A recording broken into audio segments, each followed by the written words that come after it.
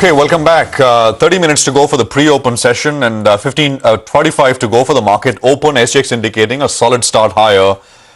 Lots of news flow, and one of the companies which we were discussing earlier was Minda Industries. It's an auto components maker. Stock's done very well, and lots of announcements which we need to tackle. The company has entered into a joint venture with Frio AG Germany to manufacture and supply various electric vehicle components in the Indian subcontinent. The company will make an investment of up to 71 crores for a 50.1% stake in the joint venture here. And they're also putting in money into the listed company in Germany. Sunil Bora is Group Chief Financial Officer at Minda Industries. And he's going to ask to take some questions. Nigel, I think you need to take over. My mic's... Okay. Go on. All right, Mr. Bora, let's come across to you. You know, we have got multiple announcements that have come in there. So let's understand a couple of factors. Going through the press release, you'll be putting around 160 crores approximately, of which I think Minda Industries will be putting in around 71 crores. So what should be the revenue potential of, this investment of around 160 crores in the next 2 years? So Nigel, as you rightly mentioned, this company called Frio is a very old company based out of Germany. They are a 5 decades old group. They are primarily into EV mobility and a lot of other components which relates to the electronic vehicle. And while we will be putting in investment of almost 390 crores over a period of next 6 years, initially the 2 years expended, as you mentioned, the capex will be roughly around 160 crores. And we will be forming a joint venture in India, wherein Minda will hold majority stake with 50.1% share, and initially the equity infusion in maybe one or more tranches will be something like 70 odd crores, and the rest will be funded through obviously the equity component from the Frio and Mr. Bora, internal accruals and debt. Mr. Bora, so we are having a very aggressive plan Mr. Bora? on EV. Yeah, Mr. Bora, most of what you're telling us in terms of the roadmap ahead, that's known in the press release. We want to get a few more numbers. What is the asset turn? 160 crores in the first 2 years. What's the asset turn on that? And you're talking about close to 380, 390 crores over the next 6 years. What should be the rough asset turn? We're trying to get some numbers out here. Revenue potential. Please go ahead.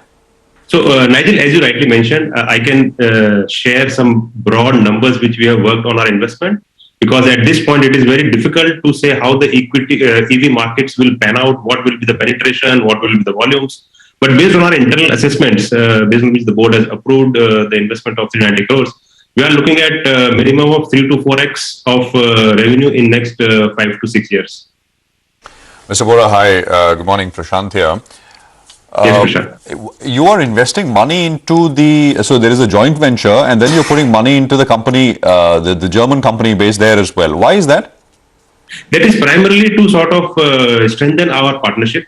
So we are taking a minority stake in the German entity. It will be something around 6% or so. It's a listed entity with a market cap of something like 270 million euros or so. So we believe that by investing this equity, this will further strengthen our participation in Frio AG in terms of solidifying our relationship with them. And also then when we have a replica of that in terms of JV in India, so that will definitely go in a long way. And we will have a good visibility on the future developments, future products, what is happening. So we believe that with this small investment of 50 million euros, we will be able to have a deeper relationship with the Frio. Mr. Bora, just a quick point. What kind of specialization do they have? I mean, what kind of products are we talking about?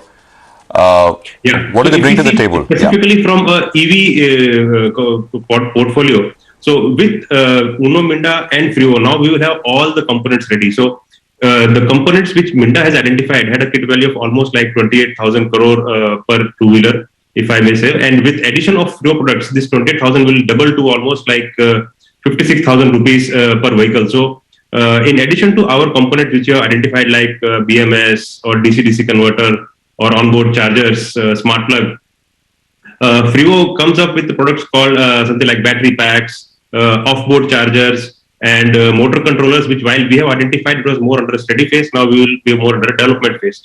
So with putting Minda together with Frio, we will have sort of, I would say, uncomparable product portfolio, at least in the country, from a EV component or EV product perspective. Sunil, good morning. We had a market expert last week telling us that Minda is perhaps one of the best EV players. I want to understand then. So, how much is your portfolio EV now, and how much will it be, say, 3 years from here on? You could give me some numbers. Okay, so just to tell you a broad number, if you see our existing components, we all know, I think we've been discussing in past few calls also, all of our components mostly goes into IC engine as well and EV as well. So if you see a Minda kit value for a two-wheeler from an existing product perspective, something like 7,300 odd rupees. So if all the products of Minda which are manufactured for two-wheeler goes into EV as it is. Now what happens, because of IC engine, when you go to EV, you have to do some value add, you have to do some changes, etc. That kit value increases to 9,300. Now if you do nothing, my existing components, if it goes into EV, the kit value is only 9,000. Now with addition of all these products, our kit value for a particular two-wheeler will go from 9,000 to 56,000 rupees. So we will have almost every product which is required other than few components like battery or motor or a tire or a body. So we will have almost all the components of the EV drive chain which is required to sort of put together the vehicle. And also, you can correct me if I'm wrong, by last quarter, your business mix mainly was about 85% India, rest global. Will that change going forward? And if yes, how much? No, definitely. So there is a lot of impetus on exports. We are working to capitalize our base, which we have set up in ASEAN, in Indonesia, Vietnam, and in Spain and Germany, and in the North Americas. We are using that base to capitalize on exports. We have been having good success in past in terms of either getting the RFQs or even conversion of some RFQs into businesses for like switches or seating or lamps. So export as a absolute revenue, definitely we will be growing significantly. Now, whether that 15% will grow, how much also depends on how much we grow domestically, because domestically also we have very aggressive plans to grow. So if you put together, even to sort of maintain 15%, exports has to compete with domestic market, and coupled with the additional exports which we will be having, even the Freevo JV which we have done, there is an aspect of contract manufacturing which we will be doing for Freevo for exports from India. So as an overall pie, we are also working to see that the export share grow from 15% to north of 20% in next 3 to 4 years. Right, a couple of clarifications, Mr. Bora. One, you said that you're putting in 160 crores, you're expecting 3 to 4x. What is that? You're expecting asset turn of 3 to 4x in the next 2 years, or what was that number? No, so this exactly you're right, Nigel. The asset turn of total investment of 390 crore, which I said, we are expecting 3 to 4x. So we are expecting more than 1,500 crores kind of revenue in 5 to 6 years, because you will appreciate today penetration is very low. No, so got it. It's very difficult to put a number on table today. You have to first ready with the product, ready with the investment, and then capitalize on the wave which sort of takes on in terms of penetration of two-wheeler EV into the overall pie. So over the next 5 years or so, we are expecting a revenue of more than 1,500 crores, which is more than 3x or 4x of the total investment of 390 crores. Sure. Sunil, thanks a lot for joining us. We'll have to leave it there. Best of luck. Thank you. Okay, that's Minda. Prakash Diwan is now joining us. It's a stock which has done well. Prakash, good morning. But the big question is, can you buy here? A lot of people believe you can, but you tell us. Good morning, Anuj. So, interesting turn of events.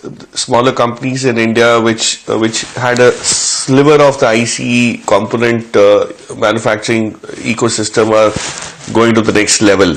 Very promising, but there's always a slip between the cup and the lip, and implementation, adaptation, all of that is something that's going to take time.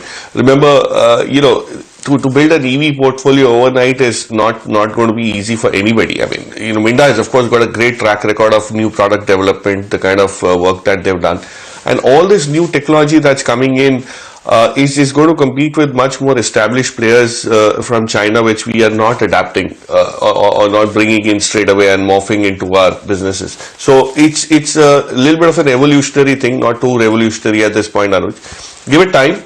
It'll definitely start looking at, you would have companies like Sona Comstar, which are in a different league, and that's exactly what happens. The first thing that happens, a PE rating multiple revision upwards, and that's probably in the short term, but in the long term the EPS has to start showing. So I would definitely be excited to keep a watch on it, but not necessarily jump at it just because of this news. Prakash, hi, morning. Do you track this company called Anthony Waste? They got this order over the weekend. The stock's Yes, not done yes. very much, but looks promising. Go on.